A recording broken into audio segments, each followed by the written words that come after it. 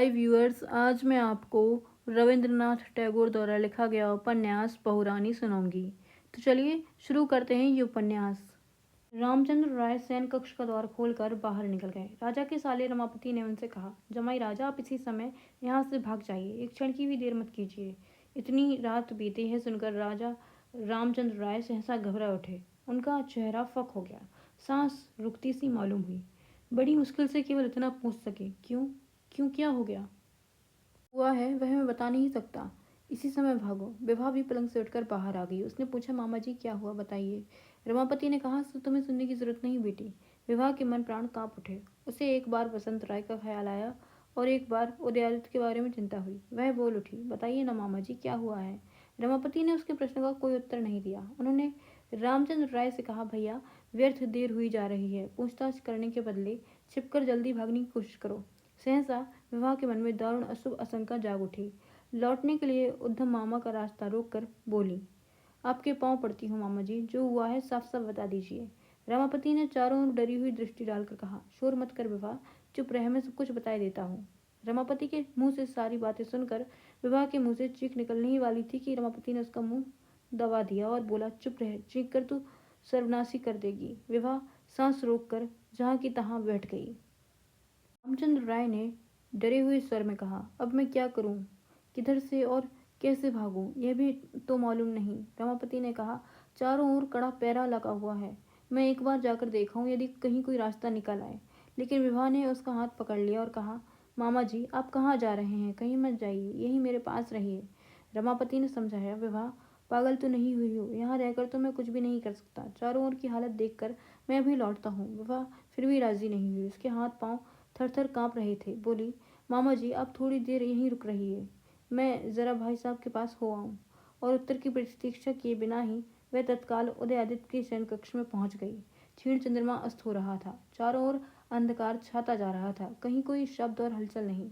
रामचंद्र राय ने अपने शयन कक्ष के द्वार पर से सामने देखा कि दोनों ओर ताहपुर के सभी कमरों के दरवाजे बंद थे। सब निशंक सो रहे थे। रामचंद्र राय कल्पना करने लगे, चारों ओर के अंधकार में न जाने कहाँ एक छुरी उनकी प्रतीक्षा कर रही है। उसी समय हवा का झोंका आया और कमरे का दिया बुझ गया। रामचंद्र का कलेजा मुंह को आ गया। उन्होंने यही सोचा कि कोई आदमी घर में छिपा बैठा है और उसी से जानबूझकर दिया बुझा दिया है। वे घिघिया उठे, मामा जी। रमापति ने कहा, क्या बात है भैया। रामचंद्र मन ही मन सोचने लगे, विवाह रहती तो अच्छा था। उदयादित्य को देखते ही विवाह रो उठी और गिर पड़ी। उसके मुंह से एक शब्द भी ना निकला। सुरमा ने विवाह को उठाकर बड़े प्रेम से बिठाया और पूछा, क्या हुआ है विवाह। विवाह सुरमा से लिपट गई, लेकिन मुंह से फिर भी कुछ नहीं कह सकी। उदयादित्य ने स्नेह से विवाह के माथे पर हाथ फेरते हुए पूछा, क्यों विवाह, क्या बात है। विवाह ने अपने भैया के दोनों हाथ पकड़कर कहा, भैया आप मेरे साथ चलिए, सब वहीं सुन लीजिएगा। तीनों व्यथित विवाह के शयन कक्ष के द्वार पर जा पहुंचे। वहीं अंधेरे में रामचंद्र राय बैठे और रमापति खड़े हुए थे। उदयादित्य ने वहां आते ही पूछा, मामा जी बात क्या है। रमापति ना जब सारा किस्सा कह सुनाया तो उदयादित्य ने सुरमा के चेहरे की ओर देखते हुए कहा, मैं अभी पिताजी के पास जाता हूँ, मैं उन्हें ऐसा काम कदापि नहीं करने दूंगा। रमा ने कहा, इसमें क्या कोई लाभ होगा, इससे तो अच्छा है कि दादाजी को उनके पास भेजो, तब शायद कुछ हो सके। उस समय वसंत राय गहरी नींद में सो रहे थे। जागकर उदयादित्य को देखा तो सोचा कि सवेरा हो गया। सितार उठाकर एकदम वहरवी छेड़ दी। उदयादित्य ने उन्हें हाथ के इशारे से रोकते हुए कहा, दादा साहब बड़ा संकट आ पड़ा है। सुनते ही वसंत राय का गाना रुक गया। उदयादित्य से घबराकर पूछने लगे, ये क्या कह रहे हो बेटा, संकट कैसा। उदयादित्य के मुंह से सारी बात सुनकर वसंत राय धम से बिछौने पर बैठ गए। फिर उदयादित्य के चेहरे की ओर देखते हुए सिर हिलाकर बोले, नहीं बेटा, ऐसा भी कभी हो सकता है। उदयादित्य ने कहा, समय बिल्कुल नहीं है, आप अभी पिताजी के पास जाइए। वसंत राय उठकर चल दिए, लेकिन जाते जाते भी वे ही कहते जा रहे थे, बेटा यह भी कभी हो सकता है, ऐसा भी कहीं संभव है। प्रताप आदित्य के पास पहुंचते ही उन्होंने पूछा, क्यों बेटा प्रताप, क्या ऐसा भी कभी हो सकता है। प्रताप आदित्य अभी तक सोने नहीं गए थे। वे अपनी मंत्राणा गृह में ही बैठे हुए थे।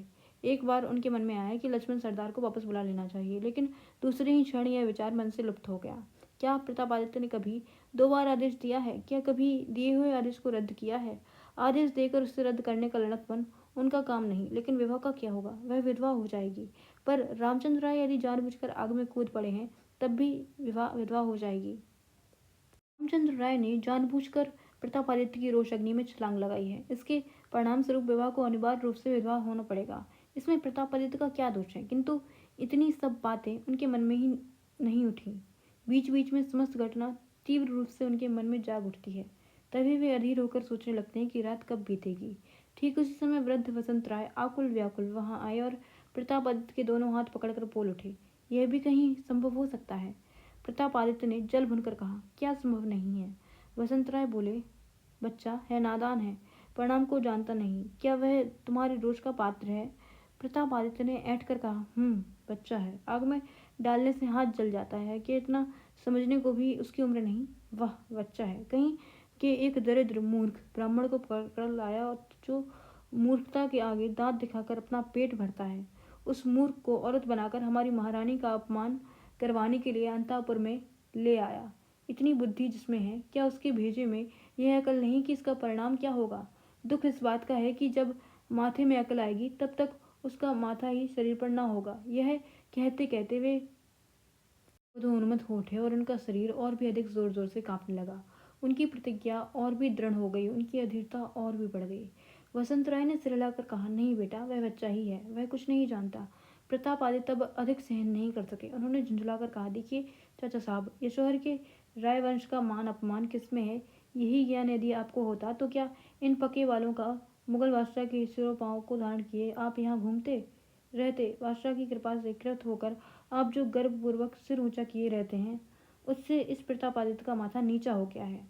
यवनों की चरणों की धूल को आप माथे पर लगाते रहे। आपके इस यवन पर धूलि मंडित मस्तक को धूल में मिलाने की मेरी बड़ी साध थी, लेकिन विधाता की विडंबना से उसमें बाधा पड़ गई। आपसे साफ कह दिया, लेकिन आप हैं कि समझाने से भी नहीं समझते। आज रायवंश का कितना बड़ा अपमान हुआ है, लेकिन आप हैं कि उस अपमान करने वाले के लिए क्षमा याचना करने आ पहुंचे। इस पर बसंत राय ने धीरे से कहा, प्रताप, मैं समझ गया। जब तुम एक बार तलवार उठाते हो तो वह किसी न किसी की गर्दन पर गिरकर ही दम लेती है। मैं उस तलवार का लक्ष्य बनने से बच गया तो अब एक दूसरा व्यक्ति उसका लक्ष्य बन गया। तो सुनो प्रताप, तुम्हारे मन में यदि दया न आए तो तुम्हारा क्रोध क्षोभित यदि किसी ग्रास बनना ही चाहे तो वह मेरा ही करे। यह रहा मेरा बूढ़ा सिर, इसे उड़ाकर यदि तुम्हारी तृप्ति होती है तो बेधड़क उड़ा दो, निकालो तलवार। उनके चेहरे पर अत्यंत मृदु मुस्कान दिखाई दी। लेकिन सोच कर देखो प्रताप, विवाह हमारी दुधमुई बिटिया है, उसकी आंखों से जब आंसू गिरने लगेंगे तब। वसंत राय यह कहते कहते स्वयं ही रो पड़े और रोते रोते बोले, मुझे मार डालो प्रताप, जीवन में मेरे लिए अब कुछ भी नहीं रहा। विवाह की आंखों में आंसू देखूं उससे पहले ही मेरा अंत कर दो। प्रतापादित्य अभी तक चुपचाप सुन रहे थे। वसंत राय की बात समाप्त होते ही प्रतापादित्य अपने स्थान से उठे और वहां से चले गए। वे समझ गए कि बात फूट गई है। उन्होंने प्रहरियों को बुलाकर हुक्म दिया, राजमहल से चारों ओर जो नहर है उसे बड़े बड़े लट्ठों से बंद कर दिया जाए। वास्तव में उस खाई में रामचंद्र का बजरा था। प्रहरियों को यह हिदायत दी गई कि आज रात में अंतापुर से कोई बाहर न जाने पाए। वसंत राय जब अंतापुर में लौट आए तो उन्हें देखकर विभा पुनः एक बार जोर से रो पड़ी।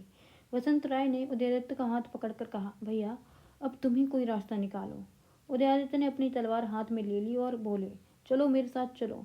सब उनके साथ चलने लगे। उदयादित्य ने विभा से कहा, विभा तू यहीं रहे, लेकिन विभा ने उसकी बात नहीं मानी। रामचंद्र राय ने भी कहा, नहीं, विभा को साथ चलने दो। उस निस्तब्ध रात में सबके सब दबे पांव चलने लगे। ऐसा लगने लगा मानो विभीषिका चारों ओर से अपने अदृश्य हाथों को फैला रही हो। रामचंद्र घबराए हुए तो थे ही, अब मारे डर के अपने आगे पीछे और अगल बगल देखने लगे। मामा के प्रति उन्हें बीच बीच में संदेह होने लगा। अंतापुर से निकलकर बाहर जाने के द्वार पर आकर उदयादित्य ने देखा कि वह बंद है। विवाह ने भय विकंपित रुधे गले से कहा, भैया, नीचे जाने का द्वार शायद बंद न किया गया हो, उसी ओर चलो। सब उस ओर चल पड़े। नीचे जाने वाली सीढ़ी लंबी और अंधेरी थी। जब सीढ़ी समाप्त हो गई और दरवाजे के निकट पहुंचे तो वह भी बंद मिला। पुनः सब धीरे धीरे ऊपर चढ़ने लगे। अंतापुर से बाहर जाने के जितने भी रास्ते थे सभी बंद मिले। विभा ने देखा कि बाहर जाने का कोई रास्ता नहीं मिला तो उसने अपने आंसू पोंछ डाले। पति का हाथ पकड़कर वह उन्हें अपने शयन कक्ष में ले गई और बोली, देखती हूँ इस घर में तुम्हें कौन निकाल ले जाएगा। तुम जहाँ भी जाओगे मैं तुम्हारे आगे आगे चलूंगी। देखती हूँ कौन मुझे रोकता है। उदयादित्य ने द्वार से बाहर खड़े होकर कहा, मेरी जीती जी कोई भी घर में प्रवेश नहीं करने पाएगा, मुझे मारकर ही अंदर जा पाएगा। सुरमा कुछ न बोली। वह अपने पति के समीप जा खड़ी हुई। वसंत राय सबके आगे खड़े हो गए। मामा धीरे धीरे वहां से चले गए। थोड़ी देर के बाद सुरमा ने उदयादित्य से मीठी आवाज में कहा, हमारे यहाँ खड़े रहने से उल्टे अनिष्ट की ही आशंका है। पिताजी जितनी बाधा पाएंगे उनका संकल्प उतना ही दृढ़ होगा। आज रात को ही इनको महल से भगाने का कोई प्रबंध कर सको तो अच्छा होगा। उदयादित्य चिंतित भाव से कुछ देर शर्मा के मुंह की ओर देखते हुए बोले, तो मैं आता हूँ, बल प्रयोग करके भी कुछ हो सके तो देखता हूँ। सुरमा ने सिर हिलाकर सम्मति प्रदर्शित करते हुए कहा, जाओ। उदयादित्य ने उसका दुपट्टा उतार कर फेंक दिया और चल दिए। सुरमा कुछ दूर उनके साथ चली गई। एकांत में पहुंचकर उसने पति को छाती से लगा लिया। उदयादित्य ने सिर झुकाकर उसका एक दीर्घ चुंबन लिया और दूसरे ही क्षण आंखों से ओझल हो गए। सुरमा अपने शयन कक्ष में लौट गई, परंतु अकेले उस घर में उससे और बैठा नहीं गया। वह उठकर विभा के पास चली आई। वसंत राय ने व्यथित कंठ से कहा, उदय अभी तक नहीं लौटा, क्या होगा? सुरमा दीवार से टिककर खड़ी हो गई और बोली, जो विधाता को मंजूर होगा। उधर रामचंद्र राय मन ही मन अपने पुराने नौकर राममोहन का सर्वनाश कर रहे थे। उसी के कारण विपदा का यह बादल टूट पड़ा था। इस अपराध के लिए उसे जो भी दंड दिया जाए थोड़ा होगा। उदयादित्य तलवार हाथ में लिए अंतापुर से बाहर जाने वाले द्वार पर पहुंचे। दरवाजे की जोर से ठोकर मारकर बोले, कौन है? बाहर से उत्तर मिला, जी मैं सीताराम हूँ। युवराज ने डपट कर कहा, जल्दी दरवाज़ा खोलो। उसने तुरंत दरवाज़ा खोल दिया। उदयादित्य ने बाहर जाने के लिए पांव बढ़ाया तो वह हाथ जोड़कर बोला, युवराज माफ कीजिए, आज रात में निवास से किसी को भी बाहर जाने का हुक्म नहीं है। युवराज ने कहा, सीताराम तो क्या तुम भी मेरे विरुद्ध हथियार उठाओगे? अच्छी बात है, तो आ जाओ। यह कहकर युवराज ने तलवार निकाल ली। सीताराम हाथ जोड़कर बोला, नहीं युवराज, मैं आपके खिलाफ हथियार नहीं उठाऊंगा। आपने दो दो बार मेरी जान बचाई है। आप मेरा वध ना करें। हथियार छीनकर मुझे बांध दीजिए, जिससे कल महाराज के आगे मेरी जान बच सके। युवराज ने ऐसा ही किया और वहां से आगे बढ़े। कुछ दूर जाने पर एक कम ऊंची दीवार मिली। उसमें एक ही दरवाज़ा था और वह भी बंद था। उन्होंने दरवाज़ा खटखटाया नहीं, बल्कि उछलकर दीवार पर चढ़ गए। देखा तो एक पहरेदार दीवार से टिका बड़े आराम से सो रहा था। बहुत सावधानी से वे नीचे उतर पड़े और झटपट कर पहरुए पर चढ़ बैठे। उसके हथियार छीनकर उसे भी कसकर बांध दिया। उसके पास दरवाजे की चाबी थी। चाबी लेकर उन्होंने दरवाज़ा खोल दिया। जब पहरुए को होश आया तो उसने कहा, युवराज आप क्या कर रहे हैं? युवराज बोले, अंतापुर के द्वार खोल रहा हूँ। पहरुए ने कहा, कल महाराज के आगे क्या जवाब दूंगा? उदयादित्य ने कहा, कह देना कि युवराज ने मेरे साथ जबरदस्ती करके अंतापुर के द्वार खोल दिए थे। तुझे छुटकारा मिल जाएगा। वहां से उदयादित्य उस जगह पहुंचे जहां रामचंद्र राय के आदमी ठहरे हुए थे। वहां केवल राममोहन और रमाई भांड सो रहे थे। बाकी नाव पर चले गए थे। युवराज ने राममोहन को धीरे से बुलाया। वह चौंक कर उछल पड़ा। चकित होकर बोला, कौन? युवराज। युवराज उसे बाहर ले गए और सारा किस्सा बताया। तब राममोहन ने सिर पर चादर लपेट लाठी कंधे पर रख ली और क्रोधोन्मत्त होकर बोला, देखता हूँ लक्ष्मण सरदार कितना जोर है। युवराज, आप किसी तरह मेरे महाराज को एक बार मेरे पास ला दीजिए। मैं अकेला ही लाठी के बल पर 100 आदमियों को भगा सकता हूँ। तब उदयादित्य अंतापुर में जाकर रामचंद्र को बुला लाए। उनके साथ और लोग भी बाहर आ गए। राममोहन को देखते ही रामचंद्र का क्रोध भड़क उठा और बोले, मैं अभी तुझे बर्खास्त करता हूँ। मेरे सामने से दूर चला जा। तू पुराना आदमी है, इससे अधिक सजा तुझे क्या दूँ? यदि इस पार बच गया तो फिर तेरा मुंह कभी नहीं देखूंगा। यह कहते कहते रामचंद्र राय का गला भर आया। वास्तव में वे राममोहन को चाहते थे। बचपन से राममोहन उनका लालन पालन जो करता आया है। राममोहन ने हाथ जोड़कर कहा, आप मुझे बर्खास्त करने वाले कौन होते हैं? मेरी यह नौकरी तो भगवान की दी हुई है। जिस दिन युवराज का बुलावा आएगा उसी दिन भगवान मुझे बर्खास्त करेंगे। आप मुझे रखें चाहे ना रखें, मैं आपका नौकर बना रहूंगा। यह कहकर वह रामचंद्र राय की रक्षार्थ उनके बगल में खड़ा हो गया। उदयादित्य ने कहा, राममोहन क्या उपाय सोचा? राममोहन ने जवाब दिया, आपके चरणों के आशीर्वाद से यह लाठी ही उपाय है और माँ काली का भरोसा है। उदयादित्य ने सिर हिलाकर कहा, यह उपाय किसी काम का नहीं। अच्छा यह बताओ, तुम लोगों का बजरा किधर है? राममोहन ने बताया, राजमहल की दक्षिण की ओर नहर में। तब उदयादित्य से और अन्य सबको छत पर ले गए। छत से नहर लगभग 70 हाथ नीचे थी। राममोहन ने प्रस्ताव किया कि वह रामचंद्र को पीठ पर बांधकर नहर में कूद पड़ेगा, लेकिन वसंत राय, विभा और स्वयं रामचंद्र राय ने इसका विरोध किया। उदयादित्य अंतापुर से जाकर बहुत सी चादरें ले आए। राममोहन ने उन्हें आपस में बांधकर एक मजबूत रस्सी सी बनाकर एक छोटे से खंभे से बांध दिया और उसका दूसरा छोर बजरी की ओर लटका दिया। फिर उसने रामचंद्र राय से कहा, आप मेरी पीठ पर चढ़ जाइए, मैं आपको लिए हुए इस रस्सी के सहारे उतर पड़ूंगा। रामचंद्र को उसकी इस योजना से सहमत होना पड़ा। राममोहन ने रामचंद्र को पीठ पर उठा लिया। रामचंद्र राय आंखें मूंद कर उसकी पीठ से लिपट गए। विवाह की ओर देखकर राममोहन ने कहा, माँ, अब हुक्म दो, तुम्हारे इस बेटे के रहते डरने की कोई बात नहीं। राममोहन रस्सी के सहारे नीचे उतरने लगा। विवाह प्राणपण से उस खंभे से लिपट गई। जब राममोहन रस्सी के छोर पर पहुंच गया तो उसने हाथ छोड़कर उसे दांतों से पकड़ लिया। रामचंद्र राय को पीठ से छुड़ाकर बड़ी सावधानी से बाजरे पर उतार दिया और अंत में वह स्वयं भी कूद पड़ा। नौका पर पांव रखते ही रामचंद्र राय मूर्छित हो गए। उधर उदयादित्य मूर्छित विवाह को स्नेहपूर्वक गोद में उठाकर अंतापुर में ले गए। सुरमा ने उनका हाथ पकड़कर कहा, अब आपका क्या होगा? उदयादित्य ने कहा, मुझे अपनी कोई चिंता नहीं है। उधर नौका कुछ दूर जाकर रुक गई। देखा 100 बड़े बड़े लट्ठों से रोक लगा दी गई है। में अचानक प्रहरियों ने दूर से देखा कि नाव भागी जा रही है। उन्होंने पत्थर बरसाना शुरू कर दिया, लेकिन एक भी पत्थर नाव तक न पहुंच सका। तब एक आदमी बंदूक ताने दौड़ा। किसी तरह बंदूक मिली तो चकमक नदारद था। इधर चकमक और बारूद की चिल पुकार होती रही। उधर इस बीच राममोहन और दूसरे अनुचर नाव को लट्ठों पर से खींचकर निकाल ले गए। जब बार बार पुकारने पर भी कोई प्रहरी नहीं आया तो प्रतापादित्य जल्दी से उठकर बाहर आ गए और पुकारने लगे, मंत्री, मंत्री। उसी समय एक चाकर दौड़ा गया और मंत्री को अंतापुर में बुला लाया। मंत्री, सब प्रहरी कहाँ गए? बाहर के दरवाजे सब प्रहरी भाग गए। मंत्री ने देखा कि सिर पर संकट मंडरा रहा है, इसलिए उन्होंने राजा की बात का स्पष्ट और शीघ्र उत्तर दिया। जितना ही घुमाकर और देर से उत्तर दिया जाता है, राजा उतने ही आग बबूला उठते हैं। प्रतापादित्य ने पूछा, और अंतापुर के प्रहरी? मंत्री ने कहा, आते समय देखा कि वे बड़े बंधे पड़े हैं। मंत्री को रात की घटना का कुछ भी पता नहीं था। क्या हुआ है इसका कुछ अनुमान भी वे नहीं कर सके। केवल इतना समझ सके कि अवश्य कोई भयंकर घटना घटी है। ऐसे समय महाराज से कुछ भी पूछना असंभव ही है। आदित्य ने एक के बाद एक प्रश्नों की झड़ी लगा दी। रामचंद्र राय कहाँ है? उदयादित्य कहाँ है? बसंत राय कहाँ है? मंत्री ने धीरे धीरे कहा, मेरा ख्याल है कि अंतापुर में ही होंगे। राजा झुंझुला उठे। ख्याली घोड़े तो मैं भी दौड़ा सकता हूँ, फिर तुमसे पूछने की जरूरत ही क्या थी? जो ख्याल किया जाता है वह हमेशा सच नहीं हुआ करता। मंत्री बिना कुछ बोले धीरे धीरे बाहर चले गए। रमापति से उन्हें रात की सारी घटना का पता चला। जब रामचंद्र राय के भागने की बात मालूम हुई तो वे विशेष रूप से चिंतित हो उठे।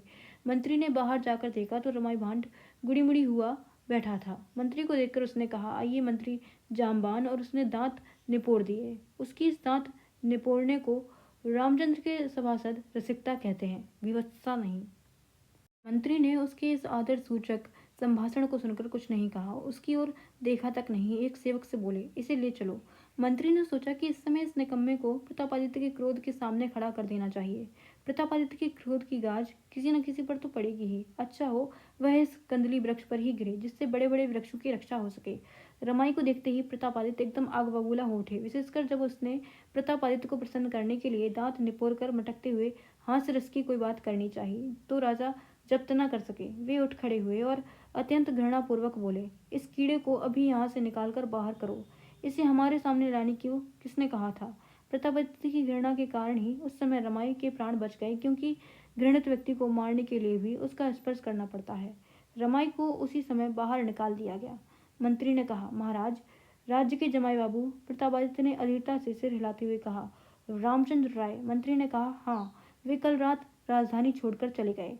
प्रतापादित्य उठ खड़े हुए और बोले, चले गए? प्रहरी सब कहाँ थे? मंत्री ने पुनः कहा, बाहरी दरवाजे के सब प्रहरी भाग गए। प्रतापादित्य ने मुट्ठी बांधकर कहा, भाग गए? भाग कर जाएंगे कहाँ? जहाँ भी हो खोज कर हाजिर करो। अंतापुर के प्रहरियों को इसी समय बुला लाओ। मंत्री आज्ञा का पालन करने चले गए। रामचंद्र राय जब नाव पर उतरे तो वहां गहरा अंधेरा था। हाथ को हाथ सुझाई न दे रहा था। उदयादित्य, वसंत राय, सुरमा और विवाह उस रात फिर सो नहीं सके। उनकी पलकें तक नहीं झपकी। विवाह ने फिर कोई बात नहीं की और न आंसू गिराए। वह अवसन्न होकर बिस्तर पर पड़ी रही। सुरमा पति के पास बैठकर उसके सिर पर हाथ फेरने लगी। उदयादित्य और बसंत राय चुपचाप बैठे रहे। घेरे कमरे में भी एक दूसरे का चेहरा स्पष्ट रूप से दिख रहा था, लेकिन इस कमरे में एक तीसरा अस्तित्व भी था, अदृश्य रूप से विद्वान, जिसे अंधकार कहो, आशंका कहो या नियति कह डालो। उसके सांस लेने की आवाज तक सुनाई पड़ रही थी। आनंद से सदैव उच्छल वसंत राय भी चारों ओर फैली इस खामोशी से विचलित हो उठे।